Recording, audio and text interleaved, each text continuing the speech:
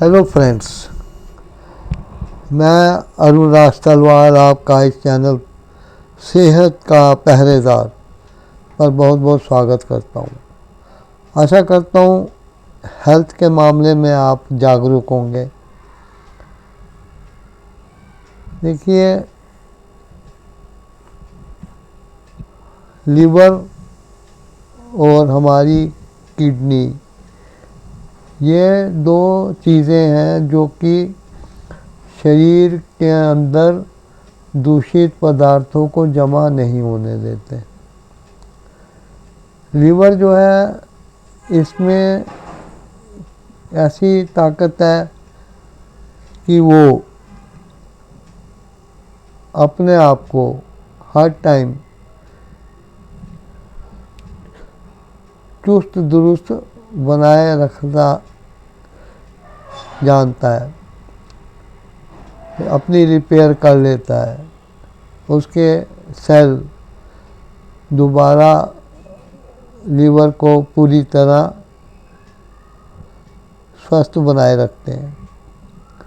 लेकिन जहाँ तक किडनीज का सवाल है, किडनीज में क्योंकि छोटे छोटे छानी जैसे छेद होते हैं जो इतने बारीक होते हैं कि वो शरीर के उन चीज़ों को मूत्र के रास्ते शरीर से निकालने के लिए खून को इससे छानते हैं कि सिर्फ टॉक्सिक मैटर, वेस्ट मटेरियल ही शरीर से बाहर जाए और जो ज़रूरी की चीज़ें हैं वो प्रोटीन वाला सब शरीर के अंदर रहे। लेकिन ऐसा हो नहीं पाता है। अब सब जानते हैं कि जो किडनी है वे एक एज, जैसे समझो 60 साल की एज तक धीरे धीरे अपना काम सुचारू रूप से करना बंद करने लगती है। उसके जो छेद हैं, नेफ्रॉन, छानी के छेद, वो कमज़ोर पड़ जाते हैं या उनमें ब्लॉकेज हो जाती है। ये ब्लॉकेज जो है कुछ और नहीं होती है, जैसे कैल्शियम हो गया, शुगर के चाशनी जैसे जो सेल बने, वो ऐसी चीज़ें उसमें जम जाती हैं जो कि उस छलनी से खून का मूत्र के रूप में छन जाना रोक देती हैं। तो अगर किसी को किडनी के अंदर क्रेटिनिन या यूरिया या कुछ भी बढ़ा हुआ मिलता है, क्योंकि जब वो डॉक्टर पास जाएगा, हॉस्पिटल जाएगा, तो वहाँ ज़रूर उसके ब्लड और यूरिन के टेस्ट होंगे। प्रोटीन के लिए 24 आवर्स का यूरिन भी हॉस्पिटल लैब में चेक होता है, जिससे पता लगता है कि प्रोटीन जा रही है या नहीं और कितनी मात्रा में। तो तब किडनी के फंक्शंस का पता लगता है कि किडनी के फंक्शन में कुछ कमी आई है। लेकिन एक तो बायोलॉजिकल कमी आती है किडनी के फंक्शन में, जैसे कि एज के साथ किडनी धीरे धीरे कम काम करने लगती है, उसका फिल्ट्रेशन रेट जो है वो घटने लगता है। तो लैब में टेस्ट करने से जब क्रिएटिनिन वगैरह ये चीज़ें बढ़ी हुई आए तो पेशेंट की एज पे ध्यान देना चाहिए कि पेशेंट की एज कितनी है, और उस एज पर आपको अपने डॉक्टर से भी बात करनी चाहिए कि क्या ये एज फैक्टर हो सकता है। और उस एज से कम एज के लोग जिनके कि किडनी टेस्ट करने पे KFT वगैरह कराने पे यूरिन और ब्लड में रिपोर्टें थोड़ी बढ़ी हुई आती हैं, तब वो कह सकते हैं कि किडनी किसी और वजह से, दिनचर्या की वजह से, लाइफस्टाइल या खान पीने की अव्यवस्था, मिसमैनेजमेंट के कारण हुई है। क्योंकि इंसान सबसे बड़ी बुद्धि का जानवर है, जितने जीव जंतु इस दुनिया में हैं। अब देखिए, कुत्तों को सारा दिन काम करते हुए देखिए तो उनके मन में कुछ विचार आता है कि फलाने के घर पहुंचो, या उसको ये पता होता है कि वो रात को कहाँ सोता है, तो चिड़िया, पंछी, कुत्ते, बंदर भी उसी जगह पे आ जाते हैं।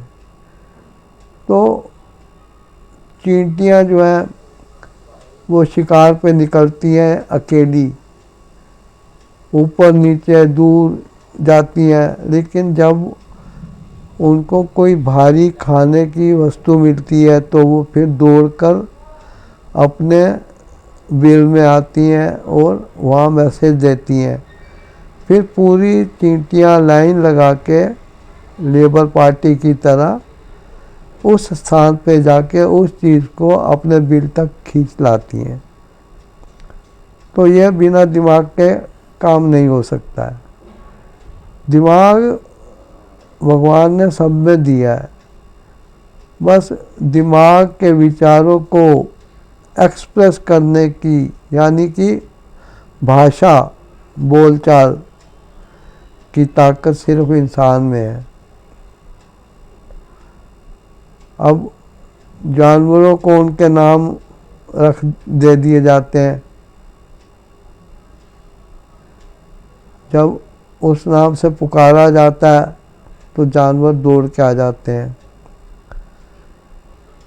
कबूतरों को दाना डालते टाइम जब पीतल का या दूसरा डिब्बा खोला जाता है तो एक झंझनाहट की आवाज़ आती है और कबूतर उसे पहचान जाते हैं। यदि कबूतर कहीं दूर दीवार पे या इधर उधर होते हैं तो ज़रा सा वैसा खड़का दीजिए, कबूतर एकदम उड़कर आपके सामने आ जाएंगे। तो ये सब मैंने देखा है कि दिमाग से ही सब किया जाता है, लेकिन सबसे बड़े दिमाग का आदमी जो कि अपने विचारों को, अपनी तकलीफ़ को एक्सप्रेस कर पाता है, वही अपने खाने पीने में बद परहेज़ी करता है। अब आप लैट्रिन बाथरूम से सामान निकाल के खाने में मिलाकर उसे अच्छी पैकिंग में किसी के पास ले जाओ और उसको कहे कि मैं तुम्हारे लिए फलानी जगह से गिफ्ट लाया हूँ, तो उसी टाइम वो मुंह में पानी भर के उसको खाने पे उतारू हो जाएगा। लेकिन एक गधे को पानी में आप शराब मिला के दे दीजिए और गधे के आगे रख दीजिए, तो वो जब मुंह नीचे करेगा और स्मेल आएगी तो मुंह को वापस ऊपर कर लेगा। उस बेचारे का बिना बात के नाम गधा रखा है और लोगों ने मूर्खता करने वाले लोगों को गधा बुलाना शुरू कर दिया, जबकि सब जानवरों के गुण खुद इंसान के अंदर है। जिस दिन आदमी अपने खाने पे ध्यान देगा, प्राकृतिक तरीके से मिलने वाली सब्जियां, फल, पत्तियां इत्यादि खाएगा, जो कि कच्ची खाई जा सकती हैं, वही उसका भोजन है। लेकिन चिड़िया चुग गई खेत कहते हैं, तो खेत में कोई चूल्हा नहीं लगा, उधर अनाज के बीज ही होते हैं और चिड़िया उनको खाती है। इंसान उनको कच्चा नहीं खा पाता, तो फिर उसको मसाले के साथ तड़का लगा के, उबाल के, तरी वाले सूखे चीज़ें बनाता है।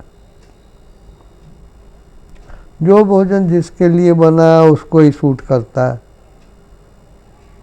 उसके अलावा कोई और ये खाना खाएगा तो वो खा नहीं पाएगा, हजम नहीं होगा, बीमार पड़ जाएगा।